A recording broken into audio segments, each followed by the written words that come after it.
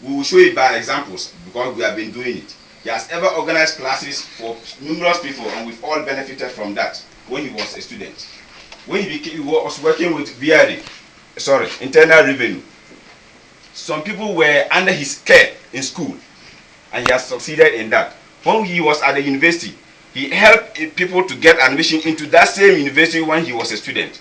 Now he's a politician, and he's helping numerous people, and you can see it for yourself. So we want to say that this is not our first, neither is it our second. We are doing it. We want to tell the world that we, the youth, are capable of solving our own problems, and we'll begin by our own selves. Thank you. I don't want to talk much.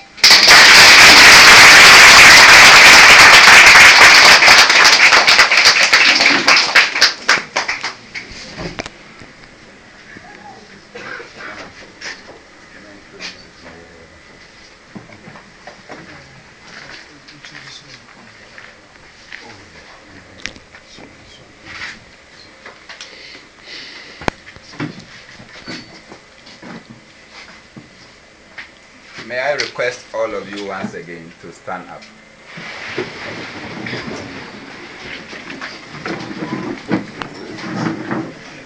And you know what I'm going to do, don't you? We are going to sing the youth anthem. And given my horrible voice, I will start and I expect that we will be able to go on. Arise, Ghana, you for your country. One, go. Arise, Ghana, you for your country. The nation demands your devotion. Let us all unite to uphold her and make her great and strong. We are all involved. We are all involved. We are all involved in building a mother's land. Thank you so much. Please sit.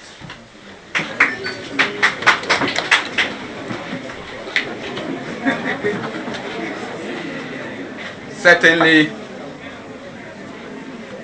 Ghana is our country, and certainly we have to all get involved in making it great and strong. And I'm happy that the words of the youth anthem reverberates our commitment to make our nation great and strong.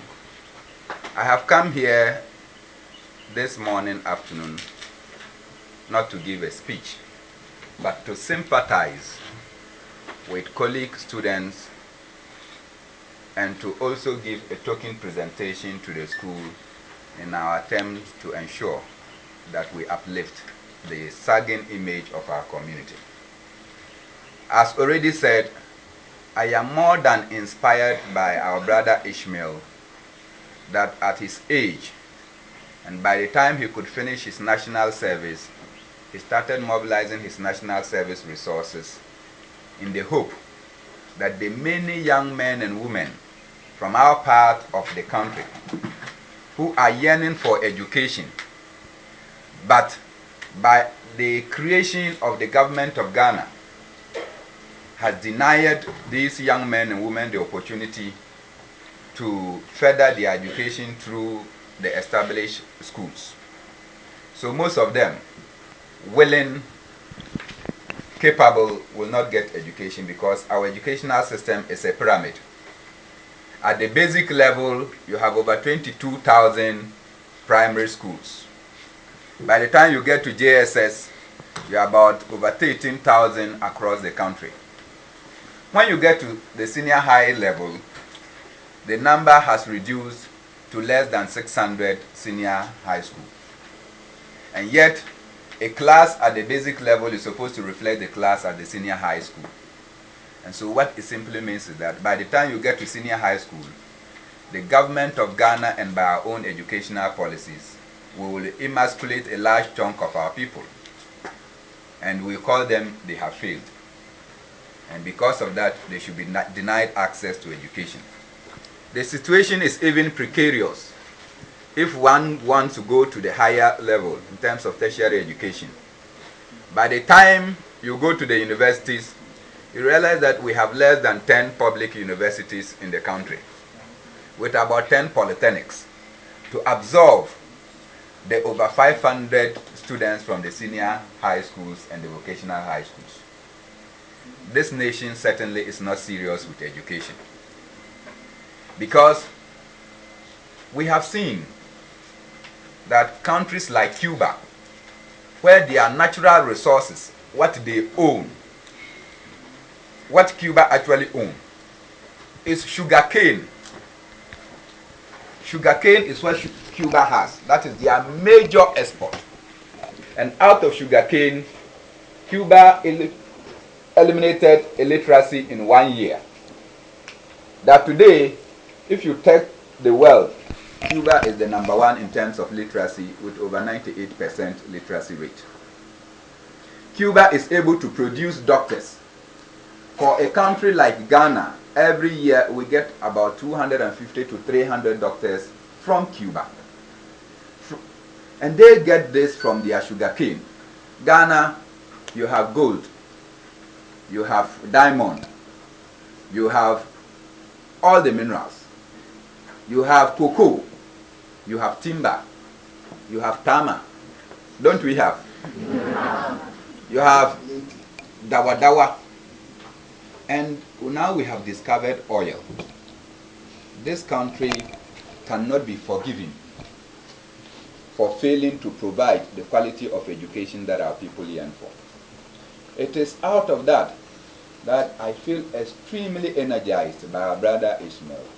His contribution and willingness that if central government is failing to perform its part of the bargain and commitment to the people of Ghana, he will contribute his quota by assembling these young men and women, bringing them under one roof. That is, if we can call this a good roof, so that they can get some modicum of education, in the hope that out of this class will produce the politicians, the accountants, the engineers, the agriculturalists that this nation requires. And so, growing up and out of our meager resources, we passed by the last time and we made a firm promise that we'll get back to assist them with some bags of cement so that they'll be able to put up, even if it's a urinary for the students. It will go a long way to easing the problems that they are going through. So we have come as a token to give them 50 bags of cement to support the efforts that our brother Ishmael is making.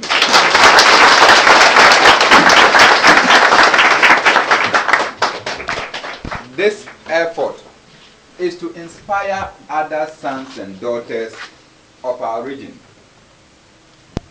but not just the sons and daughters of our region to support this noble venture, but that the products of this school will actually go into almost every industry in Ghana.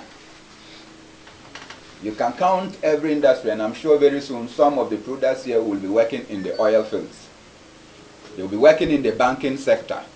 They'll be working in the communication industry. They'll be working in the agricultural sector. So for those who will have ears to hear, let them know that this young man in the school is out to produce not only for the good of the kids, but also for the good of our nation. And I'm urging all, corporate and individuals, to follow our simple presentation this morning and support this school, because the products and the fruits that they will bear will illuminate our society. And I'm sure they have started to bring some enlightenment even to Cherele and the nearby communities by the allocation here. So, Headmaster, Chairman of PTA, we've not come here for a long talk, but to appreciate the efforts our brother is making and to assure him that from our part, we'll continue to assist wherever we get the energy and the resources. And to tell our brothers and sisters, the students, that the sky up there is the beginning. Those days it used to be the limits. This time is the beginning, because some years back, when you have to get a telephone call, they will have to do the telephone call at the Ghana Telecom, and then they will run to Cherele to come and call you. And you sweat all the way to Ghana Telecom before you can receive a call. Today, by some magic, you can sit in Cherele and make a call, do internet and what have you. So certainly the sky is no more the limit but the beginning. And I do hope that whatever efforts they are putting here, 20% certainly will have to come from the masters that teach you. 80% of your success is what you go out to read. And you should take that as your own. The masters only provide 20% and the guidance. So if you are failing, it is not because you have a bad master. It is because you have not paid attention to the 80% that is yours. Because if you sit in an exam and you get 80%, that is an A. Am I right? And so the teacher's contribution of 20% should not be the reason for which you should fail. So I want to inspire you to take seriously to your books, and the next time around, you'll be the people to be leading this nation. I thank you and God bless you.